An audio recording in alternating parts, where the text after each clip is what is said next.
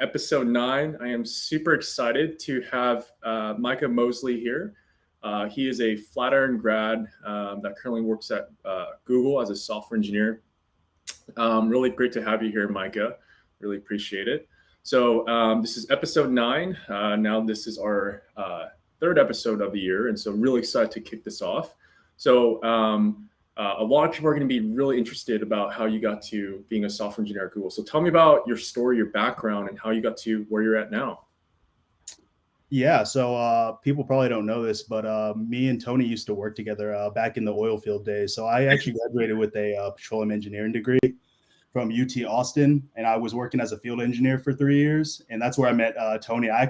We both worked at Halliburton, and probably one of his first hitches. He was my trainee, so I had him for 2 weeks, trained him up a little bit. Then he passed me. He got better than me, and he started showing me the ropes. But yeah, so I was working as a field engineer for 3 years. In 2020, the oil and gas industry kind of got devastated along with a lot of other industries. And at that time, I'd already been kind of considering options on leaving my role as a field engineer.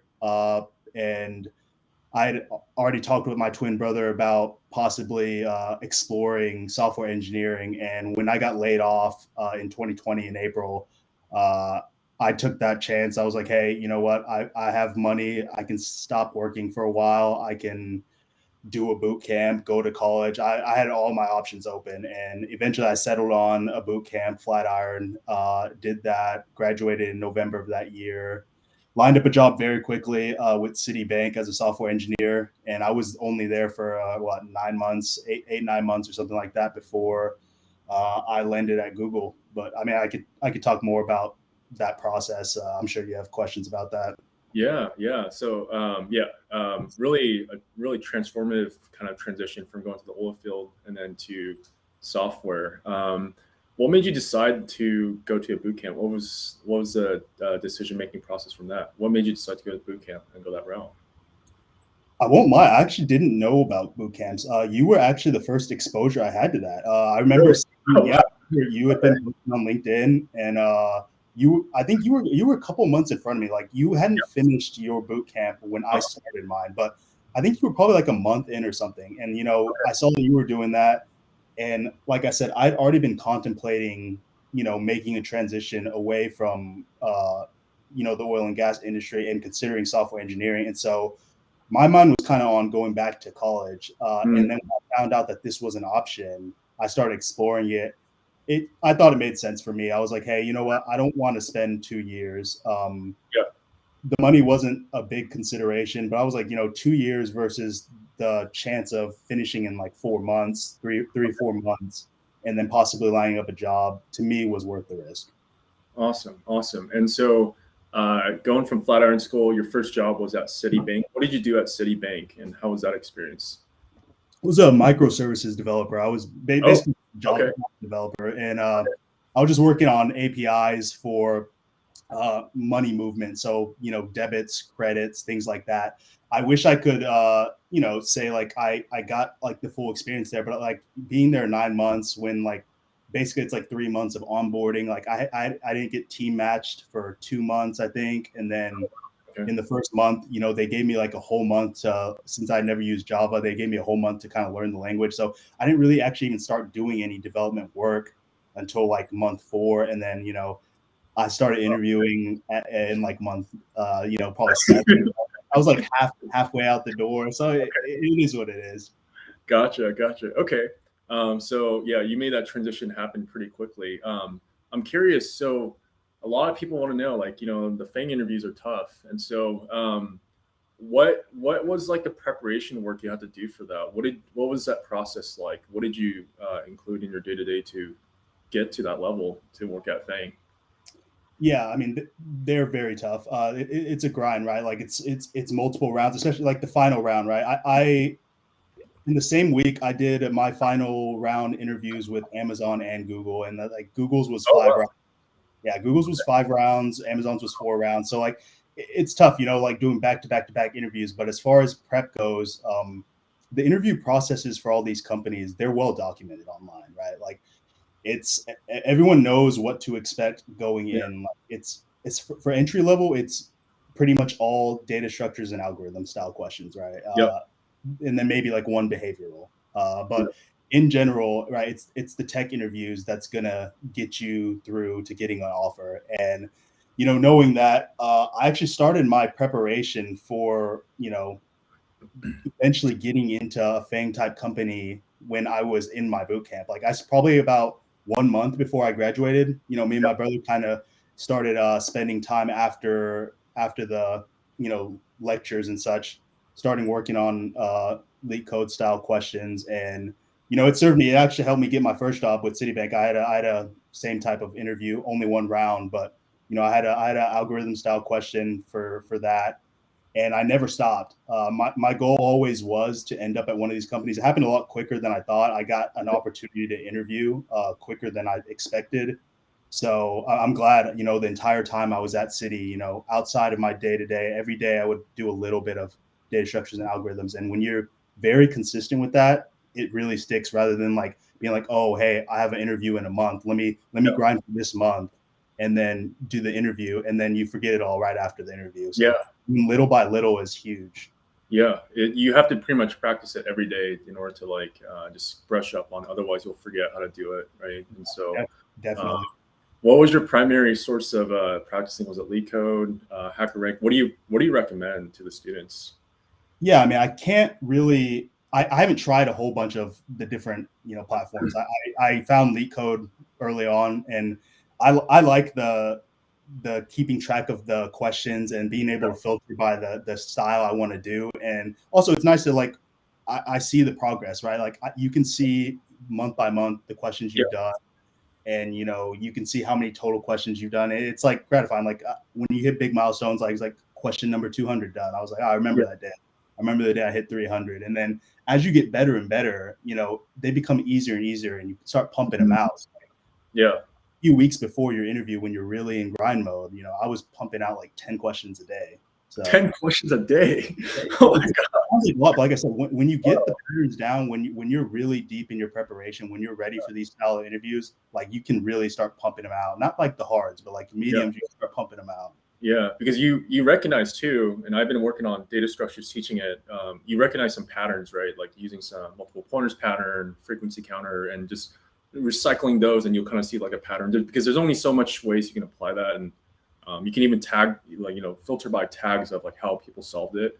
So that's definitely one way, right? Definitely. Like there's only, like you said, so many patterns, right? There are a lot. Like I would say there's probably like up to like 14, 15, depending on like if you want to go for like a Fang style and you want to cover all your bases, you can find like up to like 13, 14 patterns. But like the difference between like hard questions and medium questions and easy questions usually is just it'll be a combination of multiple patterns being needed to solve a problem rather than just one pattern. And so once you've got the foundation, you know all the patterns, it's just problem solving at that point and tying them together.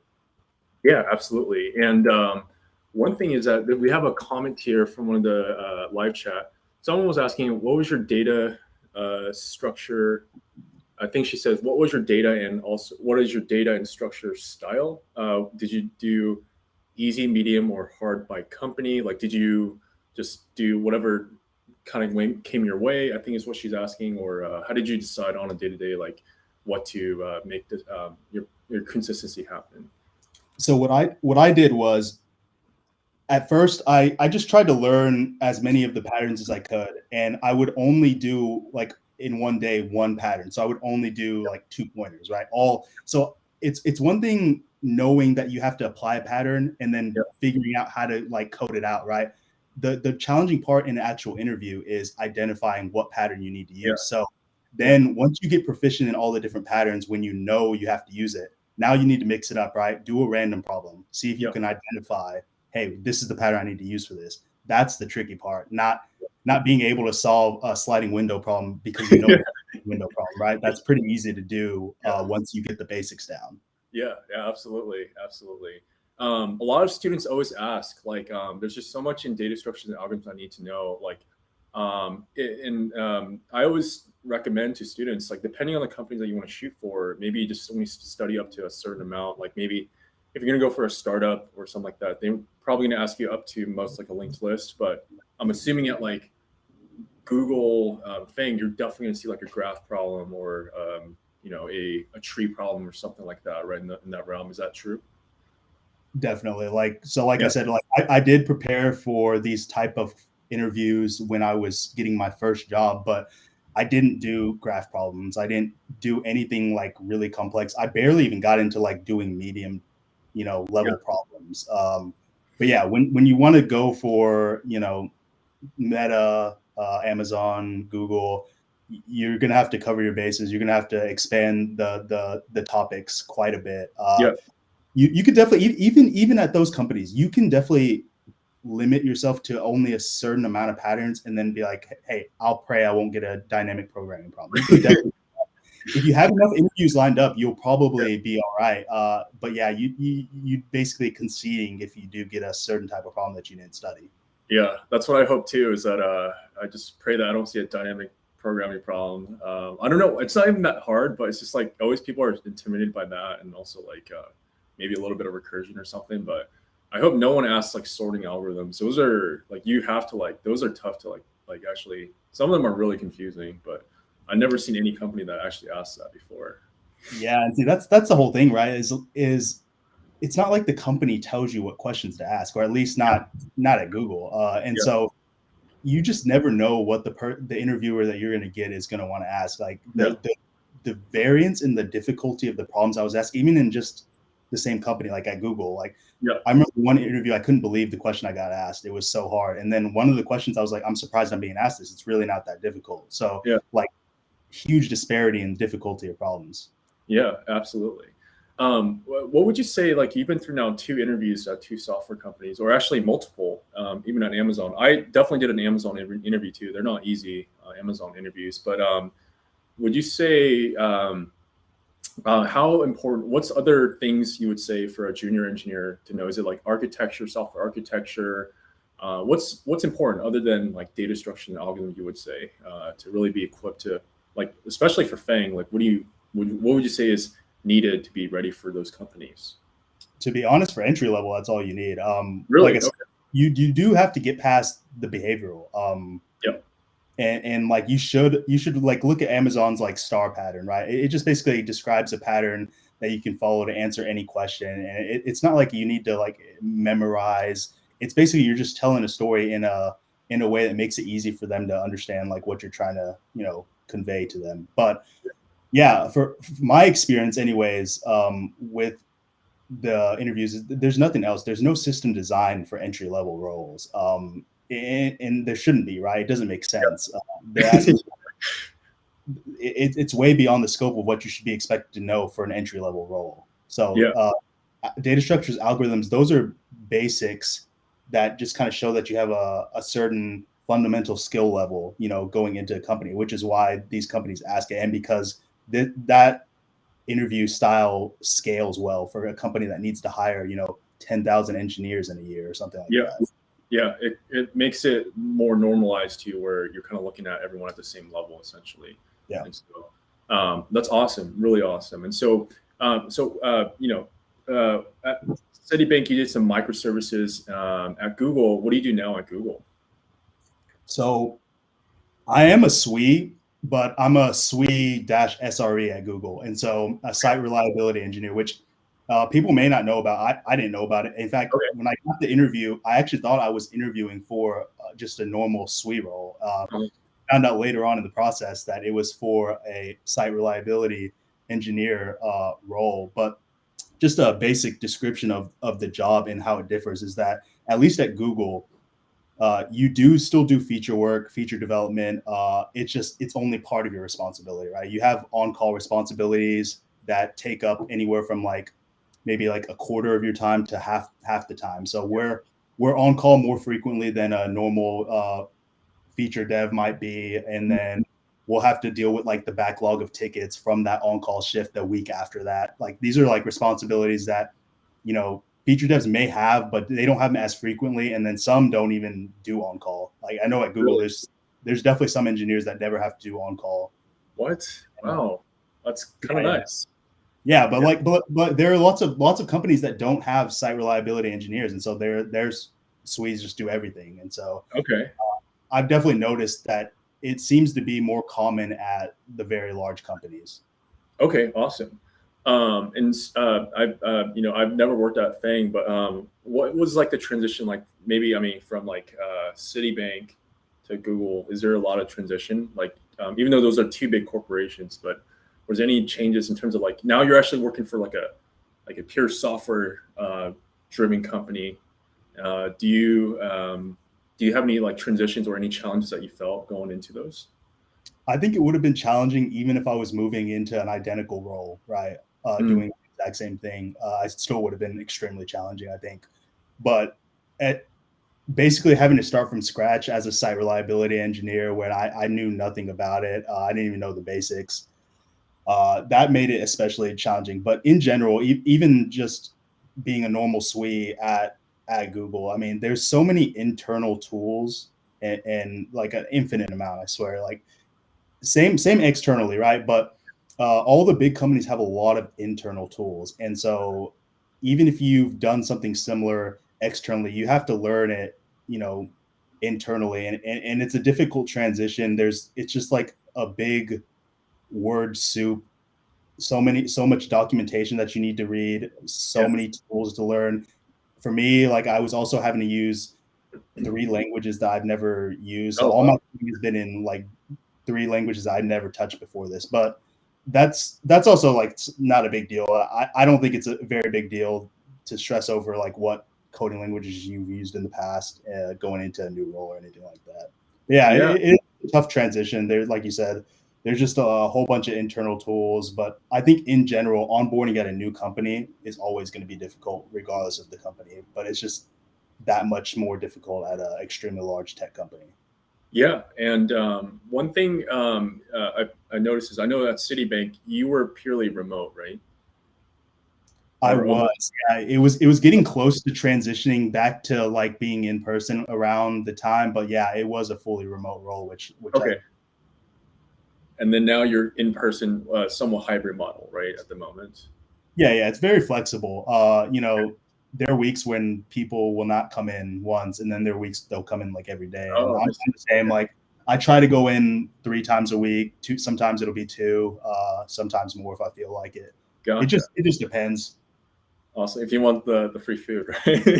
Yeah, there's definitely I there's a heard it's lot of perks. Yeah, at being at Google, like there's great snacks and there's unlimited drinks and coffee and food and such. But yeah, it's not enough to sway me to come in when I'm not feeling like it. yeah. Man, you don't have to worry about cooking at all because I hate cooking. So that's got to be quite nice. For the new developers, I know a lot of junior engineers. I mean, a lot of people that want to go into software is because you have that luxury of working remote. If you want to give like a piece of advice, do you have any recommendations if like now that you've had a taste of remote in person, um, if you had to start your first job over again, would you rather have some kind of like a hybrid model in person or completely remote to really help accelerate your first year as a junior engineer?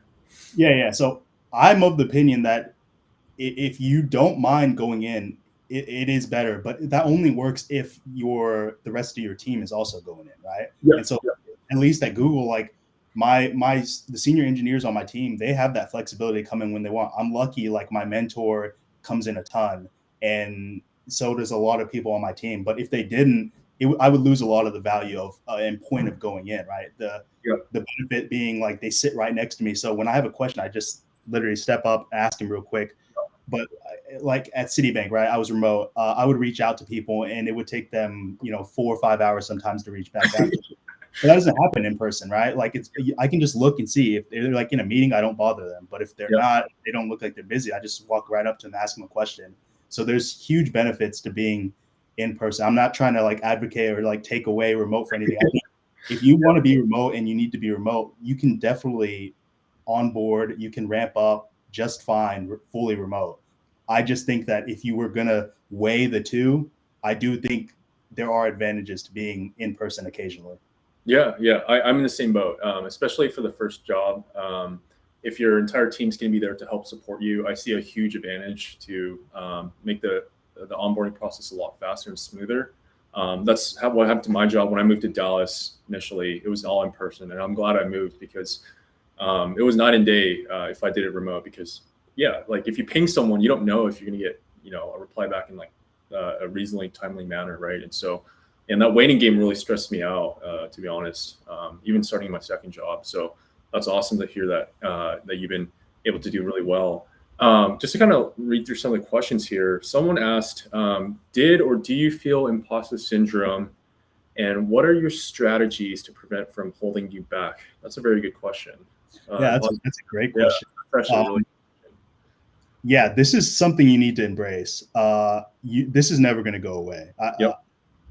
I'm 1 year in. I actually have my 1 year anniversary here in like 3 days. Oh, nice. Congrats. Yeah, thank you. But listen, you're gonna feel imposter syndrome the whole time. Like during the boot camp, right?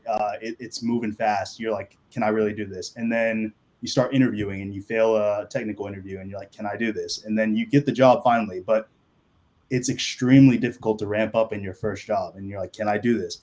Even when you do good in your first role and you get a promotion, now your role profile's changed. And now you have more responsibilities. You're like, can I do this? So that's never going to end. Like as you progress in your career, the scope of your role is going to change. You're going to be doing things that you haven't done before, leading eventually. So you're going to, from my talks with the rest of my team and the senior engineers, that's never going to go away. So I would just say, embrace it. There's nothing wrong with feeling that way. It's extremely normal. Even your coworkers that you think have it all together, they probably feel tons of imposter syndrome as well. So just embrace it. That's all I would recommend. Yeah. I'm 100% on the same boat. Like it's not you can be in this industry for like 30 years and still have it, because whatever new role that you get to is going to be all foreign to you again, and then you're going to feel that. I mean, at least that point, once you get at the top, you don't really have anyone else to compare to, but maybe yourself at that point, right? So that's kind of the benefit there. But no, that's awesome. Really, congrats on your 1 year. Time flies when you're having fun, right? So, but as you know, like we have this market right now. A lot of the, especially this tech bloodbath that we have. A lot of students are kind of realizing it's much harder to find a job, and a lot of them are feeling a little bit discouraged, but also kind of doubtful, and really there might be less, or it might be more challenging now to get one as a junior developer. How do you feel like students and bootcamp students can really stand out more? Because as the years go by, there's going to be more developers coming out of boot camps now. It's just going to only exponentially increase. What advice can you give to like someone that just came out of a boot camp and just want to get a chance to get an opportunity to work? What are some opportunities they can do to really set themselves apart, you think? Yeah, the first thing I want to say is that like I acknowledge that it's always difficult to get an entry-level job. This is not just software engineering. This is any job. Like, I don't know about you. When I was a petroleum engineer, I had a really difficult time getting my first job. And software engineering especially is, I would say, extremely saturated at the entry level, right? With boot camps pumping out more and more graduates every year. Colleges enrollments in software engineering continues to go higher and higher every year. Maybe that trend will kind of reverse course now, possibly. But so it is difficult.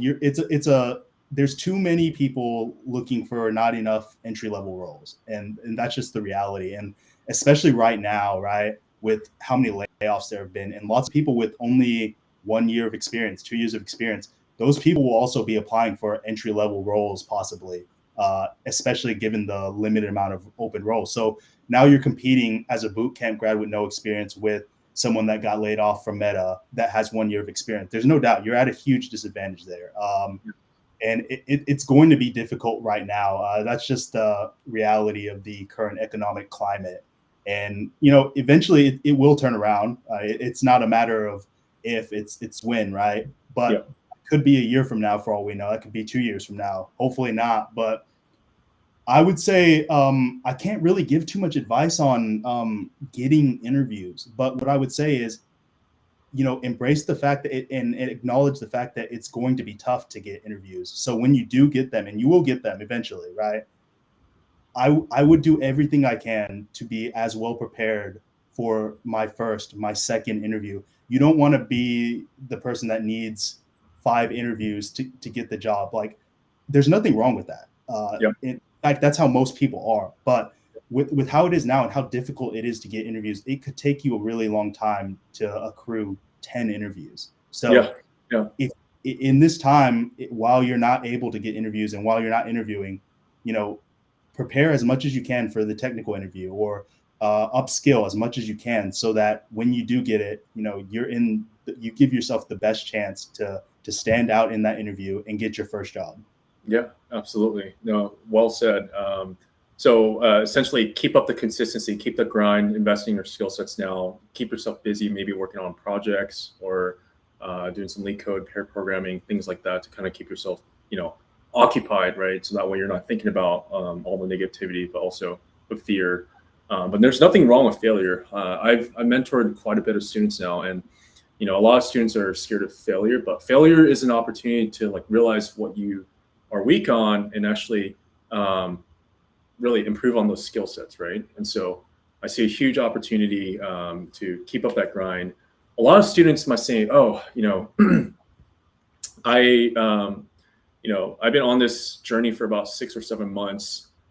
A difficult question I want to ask you is like, what might be ways to keep yourself motivated as you are in the waiting period, I guess? Yeah, I mean, this is tough, right? Like, I didn't go through this myself. It's easy to say, keep your head up. I get it. It can be very difficult to keep moving along and feeling like you're not making any progress. But you just need to remember that as long as you are improving every day, things will turn around for you. You will. I know it feels hopeless, but you will get an interview eventually. Right now is more to do with the economy than it's not you. If you look, there are people, like I said, like there are big companies like Meta. We just had layoffs a month ago. There are people that are actively looking for jobs and they're not able to get one. So Yeah. you as a bootcamp grad not being able to get one, it's not a failure on your part. Yeah. It's not that you're doing anything wrong. It's just too tough. It's a very difficult environment right now. So, just try to keep in mind that the economy will turn around. You will get an opportunity eventually. So just work towards that, and use that as like your North Star. Just keep improving a little bit every day. You don't need to burn out. You don't need to be spending 10 hours studying and doing projects every day, but just improve a little bit every single day. And then, you'll be unrecognizable in a year. Yeah, it's tremendous the amount of progression you can make, especially with the students I've worked with. A lot of them came from just with whatever they had before, but now they can do all these like cool data structures and algorithms, cool build projects. I mean, it's amazing what time can do, and it's the whole journey of being a software developer is more of like how Rome wasn't built in a day, so really it's a journey, right? It takes some time to really get to that level, and everyone's time will come. Part of it definitely has to do with timing, definitely luck, but also the most thing is like the persistency that you make while you're in that journey. And so I appreciate you sharing that. So what we'll do is, since we're getting close to the time, someone asked another question is, we'll start with, I think Joseph asked, so this kind of goes back to your, like how you did small things every day. He said, you mentioned small things every day. How many hours did you spend on data structures and algo to prepare for the interviews? If you're asking as I was getting towards once I was contacted, I got contacted by a recruiter, both from Google and Amazon. Like they just happened to both message me. I didn't even apply.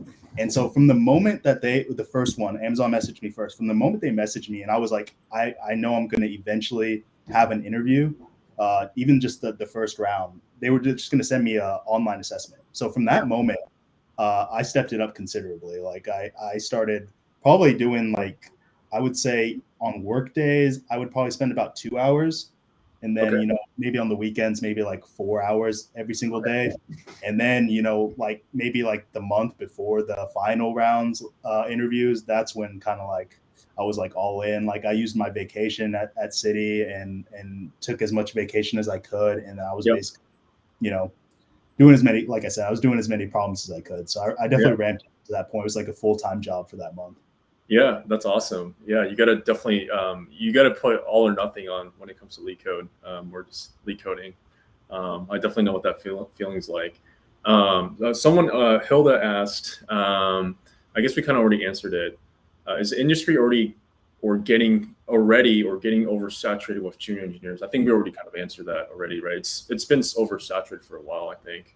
Yeah, especially at the entry level, right? Like, I don't think there's any shortage of demand right now, maybe, but Yeah. there's no shortage of demand for experienced software engineers. But like Yep. I was saying, just a couple of years ago, you look back to 2021, the end of 2020, like the market was so unbelievably hot. Like I said, I didn't even have to apply for any. They were just reaching out to me, asking me.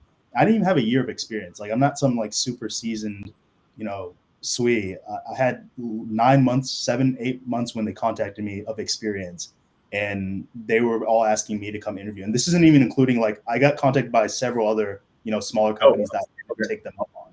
So yeah, it will turn around once you get experience. You basically have your pick of where to interview. Now, passing the interview is a whole different thing, but Yeah. if you interview at enough places, you'll eventually break through. Yeah, absolutely. Thank you. And then she also asked, what percent of your time did you spend on projects and doing data structures and algorithms while job hunting? Did you prioritize one over the other? That's another good question. So I guess kind of a percentage of how you kind of plated those out on that. Yeah, so this is just me personally. I focused on data structures and algorithms because I was always targeting big companies. So like I wanted my first two interviews were with Twitter and Citibank, and I always knew I wanted to work for a really large company. I didn't really want to personally work for a startup, and just my opinion, talking to hiring managers and people that make those kind of decisions, is that they barely even spend any time looking at your resume. Getting them to look at your portfolio, your projects, is going to be even more difficult, right? They spend seconds on each resume. Yeah. So I find it hard to believe that they're going to spend a lot of time looking at your projects. Now, if you can go to like events and line them up and show them your project, that's completely different. Now it's very useful, right? Now you can show them what you could do. But if you're talking about like just blind applying on LinkedIn, I just have a hard time believing that they're going to take the time to, watch your video about your portfolio or look into it. Yeah. Yeah. So pretty much do everything in the options that you have. I know people always ask like, hey, this option didn't work. Now what I do? I feel like everyone has an option. Like if option A doesn't work out, there's an option B. Do whatever you can in your powers to really make everything happen, right? And so thank you for saying that. Someone asked, what resume tips do you have for entry level? I think we answered that one as well. Just he said that's a hard one to answer without actually. That's a very specific question, right? To kind of answer for that one. So I think I'll kind of message that person after this call to deal with that. He's actually one of my students, actually. So I will get with you on that one, Wally. Next one is, what are your goals within Google, and if you have a specific level that you would like to get to? Oh, that's a good question. Yeah, I mean, it's easy to say, I want to be CEO one day, but right now I'm just focused on doing my job well, getting my first promotion, and then like I said earlier, as you move up from L3, right, entry level, to like L4, which is just normal suite, not senior, that role profile doesn't change a whole bunch. You're still Really? doing the same day to day, right? It's just L3, you kind of need to be, you're less independent. So L4 is completely independent, right? But you're doing the same, pretty much the same job. Once you get to L5, senior engineer, your role profile starts to change. The scope of your work, you're doing more design docs, more planning, more designing, and coding a lot less. As you move up even more, now it becomes even more about like strategic vision and things like that. And so like I do definitely, I would like to get to that point. Like I don't know if I want to be a manager, if I want to be a IC and like just set strategic vision or things like that. I'm just too early in my career to really hone in on it. I'm just leaving my options open. Yeah, yeah, and that's the beauty of working on a big company like that is that you can go the PM route or kind of like the manager route or stay as a dev. Some people don't want to. I know some devs that just want to be a dev forever, just code, Yeah. and people really enjoy that. So one thing to wrap this up is what one golden piece of advice I always like to leave this at the very end is can you give to the current students right now to take with them that's going to help them prepare for their first job interview or whatever their next challenge is? What golden piece of advice can you give to them? Golden piece of advice. The best advice I could probably offer is just to embrace. I think I've said this a few times, but like embrace the things that suck about being a dev or interviewing, and just acknowledge that they do suck. Like the tech interviews, it's tough. It's a whole different skill set, right? Like it's not generally things that you do on your day-to-day work, and that's why people are so frustrated with tech interviews. Like, hey, why do I need to know Dijkstra's algorithm? I don't use this at work. Sure, you don't. It's a whole different skill set, but just acknowledge that if you put in the time, right, you'll have your pick of whatever company you want. If you want to be remote, if you want to work in New York, Yeah, you can go overseas. Like yeah, if you hone this skill and get good at it, those options are going to be open to you. Same thing with anything that sucks. Imposter syndrome. yeah, Just embrace it, and then that mindset is going to do wonders for you, rather than being like, oh, like lingering on the fact that this does suck, or that you're not happy with it. I think that for me has been the biggest helpful tip that I can probably offer to you guys. yeah, yeah. I appreciate that. Thank you so much for really sharing your story. Um, and thank you for everyone that was able to join in on this interview. One thing is I appreciate Micah for his time being able to be on this channel. We host this whenever I have time on a weekly or bi-weekly basis. So we'll have more guests on. I'm going to reach out to your brother there, Colin, and have him come on board and share his experience too. So we'll have He has a different, he's doing a different kind of like job. He's doing like, more full stack development in New York. And yeah, you should definitely have him on. But yeah, it was good. It was good talking to you guys. Thank you guys for joining. Yeah, absolutely. So if you want to connect with Micah, I dropped his LinkedIn on the bottom. So definitely feel free to connect with him and I. So I run a company called Honolulu.com. So if you want to up-level your skill sets in the technical skill sets of data structures and algorithms and work with professionals like Micah and myself, definitely go check out Honolulu.com. I will post my company's link on there. We have a fantastic group of students, and we're only growing more and more now. And so I appreciate everyone for joining today, and have a great Friday, everyone. See ya. Bye.